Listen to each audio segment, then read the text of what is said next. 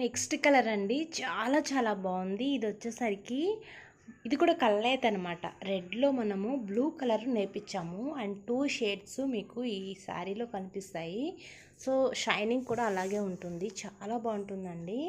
So sari మొత్తము చాలా చాలా బాగుంది. కలర్ కాంబినేషన్ అయితే అదిరిపోయిందండి. సో దీనికి పళ్ళు బ్లౌజ్ వచ్చేసరికి లైట్ కలర్ నేర్పించాము, చాలా బాగుంది కలర్ అనేది.